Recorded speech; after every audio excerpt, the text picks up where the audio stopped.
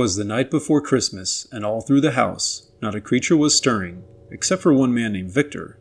Victor was a humble man who loved the holiday season, and his Christmas tree was always the centerpiece of his festive decorations. This year, however, something felt different.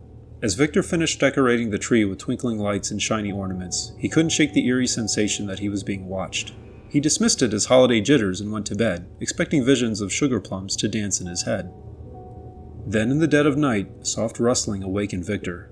Groggy and disoriented, he stumbled into the living room, only to find his Christmas tree mysteriously swaying on its own. Bewildered, Victor approached, thinking perhaps a draft was responsible for the strange movement. As he reached out to touch a branch, the tree recoiled, and Victor could have sworn he heard a low, menacing growl. His heart pounded as he questioned his sanity.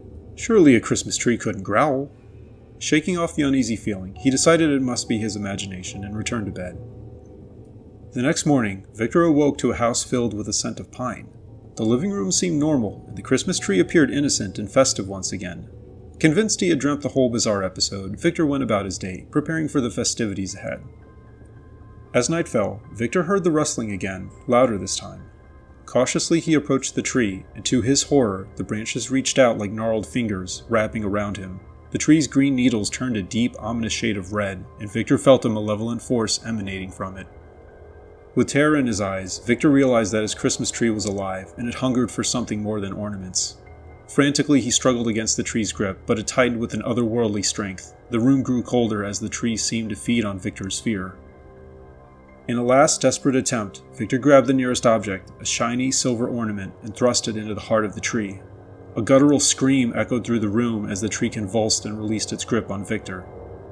Gasping for breath, he watched in horror as the once vibrant evergreen withered before his eyes.